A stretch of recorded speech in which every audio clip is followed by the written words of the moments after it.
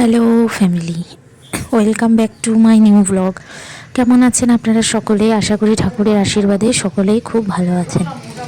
তো এখন আজকে আমাদের এখানে সকালে এখনও পর্যন্ত রোদ ওঠেনি। ওই যে ওর বাবা যাবে অফিস, তো ওই যে ঘি দিয়ে ভাত দিলাম, গরম গরম ভাত করেছি, আলু ভেজে দিয়েছি, যেটা ও সব থেকে পছন্দ করে সেটা দিলাম, আর ওকে কমলা লেবুর রসও করে দিয়েছি।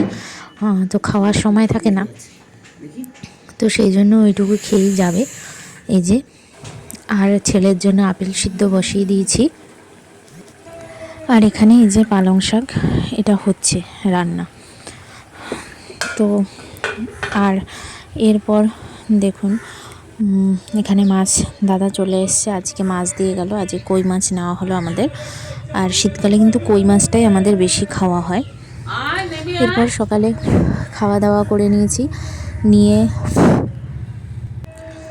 চলে আসলাম ঠাকুর ঘরে। আর দেখুন এখনও কিন্তু কুয়াশা আছে। ঠাকুর ঘরে এসেছি, এখন ঠাকুর ঘরদোর সব পরিষ্কার করব। কিছু পরিষ্কার হয়নি, এই যে অনেক ফুলও জমে গেছে, সব পরিষ্কার পরিচ্ছন্ন করব।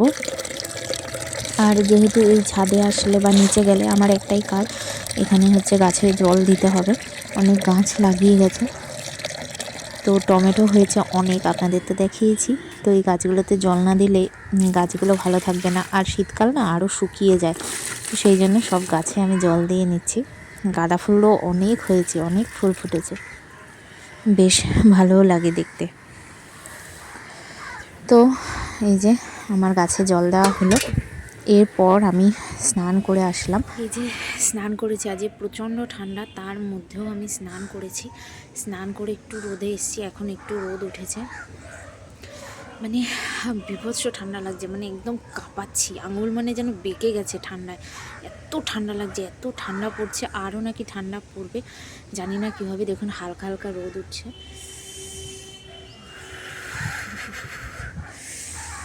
এখন পুজো দেব, কাঁপতে কাঁপতে পুজো দিলাম ঠাকুর ঘরে। আর এখন আমি তাড়াতাড়ি আসলাম রোদের মধ্যে। আবার রোদ তো নেই, ওই যেটুকু হালকা হালকা উঠছে, কুয়াশাই আছে বেশি। তো আমি এখন তুলসী তলায় জল দেব, আর ধূপকাঠিও নিয়ে এসেছি। এরপর আমার পুজো দেওয়া হয়ে গেল কমপ্লিট, চলে আসলাম। আর আমার যেহেতু বিড়ালে কামড়েছে, তার জন্য আমাকে তো ভ্যাকসিন নিতে হচ্ছে। তো সেই জন্য না এই সময় একটু ঠান্ডা ঠান্ডা খেতে হয়, তাই আমি এই আখের রস রোজই খাই। আখের রস খাওয়াটা ভালো এই সময়টা।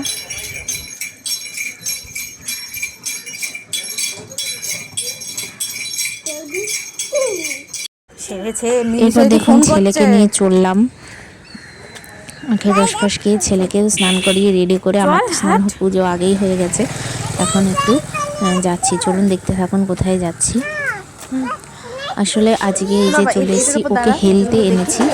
এই মাঝে মাঝে হেলতে ডাকে, ওর ওয়েট, তারপর ভিটামিন এই খাবারগুলো এখান থেকে দেয়, তো সেই জন্য ওকে নিয়ে এসেছি হেলতে। 14 কেজি থেকে তার বাড়ছেই না।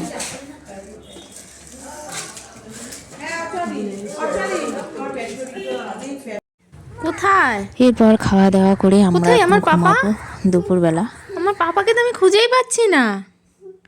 বালিশপত্র নিয়ে, কোল বালিশ নিয়ে একাই ঢুকে পড়েছে কম্বলে। আরে বাবা রে, কি ভালো ছেলে আমার, আমার সোনার টুকরো ছেলে। শুয়ে পড়ো বাবা। এখন হয়ে গেছে সন্ধ্যা, আর আমি সন্ধ্যা দিতে আসলাম। আর এখন একটু দেরি করেই হচ্ছে, 5:30টার পরে দেখি সন্ধ্যা হচ্ছে, তো আমি সন্ধ্যা দিয়ে নিলাম। ছেলে কিন্তু ঘুমাচ্ছে, আর এই যে কেটলিটা হয় না, ভীষণ সুবিধা হয়েছে গরম জল করার। আর যা প্রচণ্ড ঠান্ডা, তাতে সারাক্ষণই গরম জল খেতে হচ্ছে। তো আমি এখানে জল গরম করে নেওয়ার জন্য এসেছি। কিছুটা ঢেলে নিলাম, আরও কিছুটা বসিয়েছি, গরম জল হবে। আর ছেলে তো উঠে গেছে, ওকে এখন আমি দুধ খাওয়াবো। ওর দুধ দেখলেই তো যত বায়না শুরু হয়ে যায়। ওর দুধ কেন, ওর কোনো কিছুই খেতে ইচ্ছা করে না, ওর খাবার দেখলেই ওর শুরু হয়ে যায়। তুমি দেখতে পাচ্ছ? আমাকে দেবো, দাঁড়াও এটা খুলে দে। একটু পান খেয়েছি শোনা। ওই যে নিচে ফেলবে পড়বে, এই যে আমি ওর বলছি বাবা খেয়ে চলে নাও। এসছে এরপর। আর আমি ডিম সিদ্ধ করে দিয়েছি আর সঙ্গে একটু স্যালাডও কেটে দিয়েছি। ওর তো সেরকমভাবে খাওয়া দাওয়া হয় না, অফিস যায় কোনো রকম একটু খেয়ে, তো সেই জন্য এগুলো কেটে দিলাম। আরে ও কাটবে, ও খাবে না, তুমি খেয়ে নাও। এরপর বানাতে আসলাম চা, আর আমি মাখানা ভেজে নিচ্ছি। যেই প্রচণ্ড শীত পড়েছে, তাতে এগুলো একটু খেয়ে শরীর গরম করাই ভালো। তো মাখানা ভেজে নিচ্ছি, আর এই যে কফি বানাচ্ছি, কফি বসিয়ে দিয়েছি। ঠান্ডার মধ্যে কফি খাই, আর আমি তো কোনো সময় কফি কেন কোনো কিছুই খাই না, আমার এগুলো ভালো লাগে না খেতে। আর এই যে ছেলেকেও দিয়ে দিলাম। হ্যাঁ কালকে আনবো? সবজি দিয়ে তো যাই হোক, আজকের ভিডিওটা এই পর্যন্ত। এতক্ষণ পর্যন্ত যারা আমরা ভিডিওটা দেখলেন, একটা লাইক করে দেবেন। সকলেই ভালো থাকবেন। এখন টাটা।